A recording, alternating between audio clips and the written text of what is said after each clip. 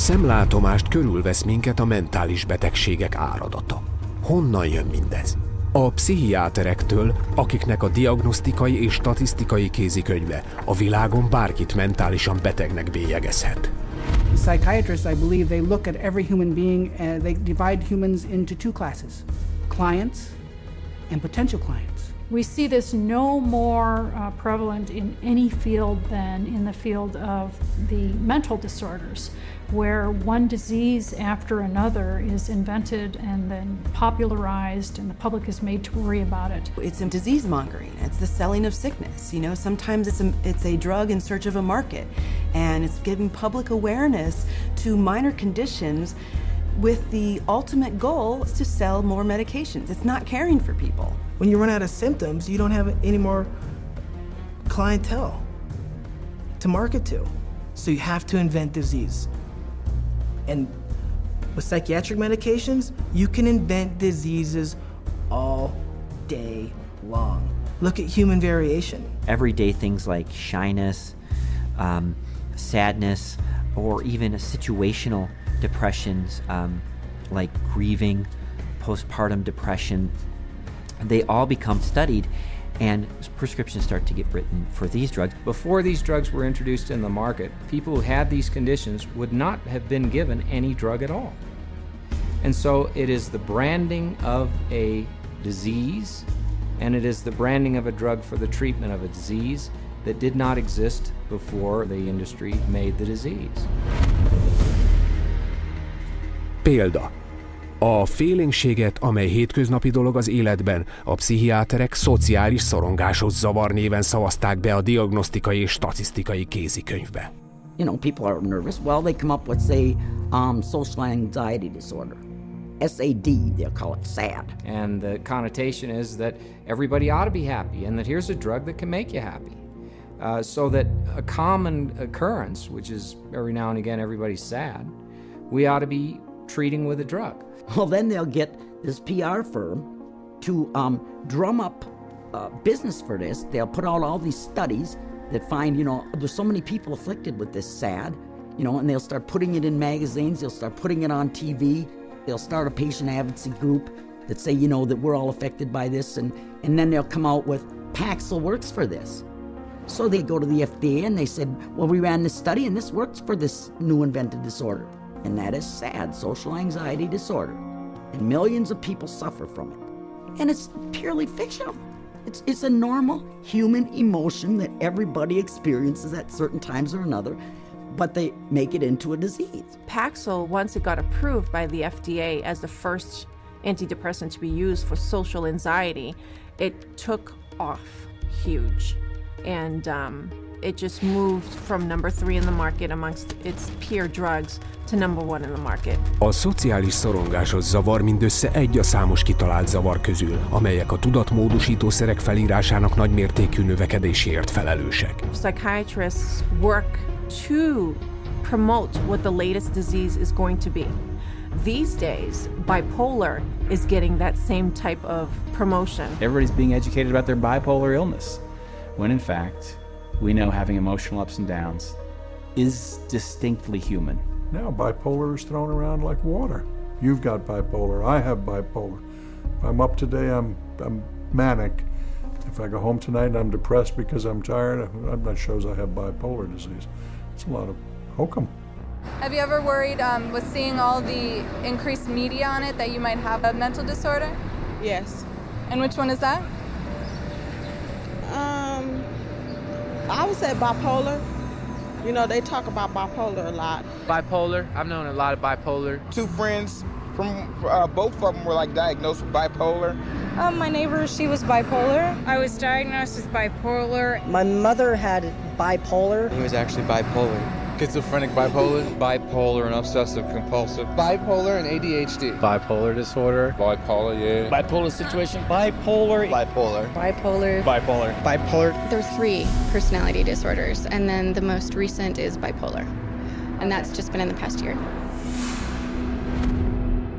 A bipoláris zavar népszerűsítésének élharcosa, különösen gyermekek esetében dr. Joseph Biederman, aki 25 különböző gyógyszergyár fizetett szószólója, tanácsadója és kutatója. In 1996, the drug companies funneled all this money to this Dr. Biederman. He's well known. He's the one that came up and said that there's bipolar disorder in little kids. This was unheard of. There was no bipolar disorder in any kids. He came up with the study and published the articles out all over the world, and other doctors followed his lead that bipolar is in little kids. Dr. Biederman és kollégái folyamatos reklámjának köszönhetően a gyermekeken diagnosztizált bipoláris zavar diagnózisainak száma 1994 óta 4000%-os növekedést ért el, miközben az erre felírt antipszichotikumok száma 5-szörösére nőtt, azaz a receptek száma ma már mintegy 2,5 millió. 2008-ban egy szenátusi kivizsgálás felfedte, hogy dr. Biederman elmulasztotta bevallani azt az 1,6 millió dolláros bevételt, amit a gyógyszergyártóktól kapott. Ám az okozott károk már visszafordíthatatlanok voltak. A dr. Biederman által létrehozott bipoláris divat következtében a pszichiáterek előszeretettel írnak fel antipszichotikumokat, amelyek a receptre felírt tudatmódosítószerek közül talán a legerősebbek. A 3 legnagyobb forgalmú antipszichotikum együtt $25,000 bevételt hoz percenként. És nem számít, milyen nagyra nő a tudatmódosítószerek ipara. A pszichiáterek keményen dolgoznak, hogy újabb diagnózisokkal még nagyobbra növeljék. Let's say this is the pie right here of a certain class of medications, and this is a pretty profitable pie, and everybody wants a piece of that pie. But what would happen if we made that pie even bigger? And how you make the pie even bigger is by expanding the uses for those drugs. They've already got a drug that's approved on the shelf. They can just pull it off the shelf, rename it, repackage it, and say, look, we've got a new drug for a new illness. When Prozac's patent ran out, that Eli Lilly had to look for a new source of profits.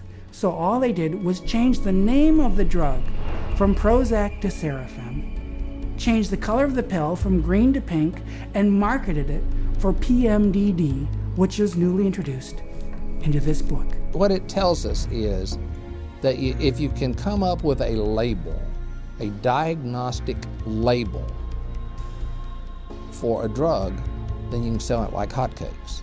It's a business model, and it's $1 billion business model, and it works, and it's going to keep continuing. Manapság, anélkül, hogy tudna róla, szedhet olyan pszichiátriai szert, amelyet átneveztek, újra csomagoltak, és nem pszichiátriai célokra írtak fel. A Zibán, amelyet a dohányzás gyógyszereként írnak fel, valójában a Wellbutrin nevű antidepresszáns.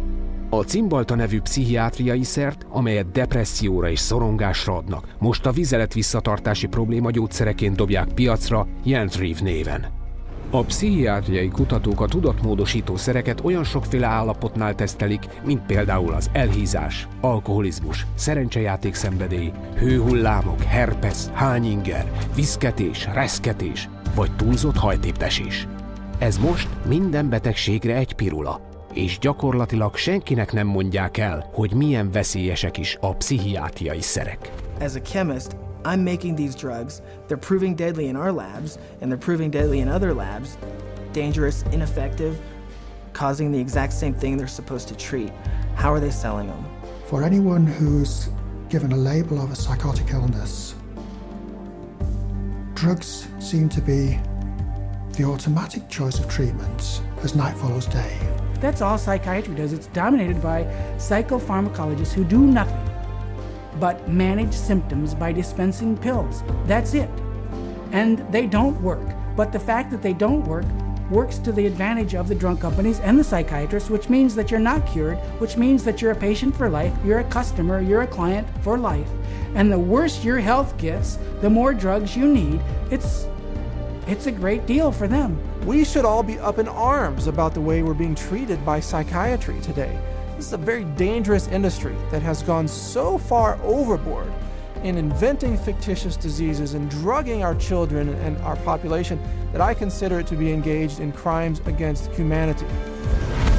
Mivel a pszichiátriai szerek piacán évi több mint $80 milliárd forog kockán, Napjaink társadalmában lehetetlen nem észrevenni a pszichiátriai betegségekkel való üzletelés méretét. Ám a marketing mögött olyan titok bújik meg, amelytől a pszichiátria fogyasztói megdöbbennének. Hogyan tesztelik ezeket a szereket, és vajon biztonságosak-e?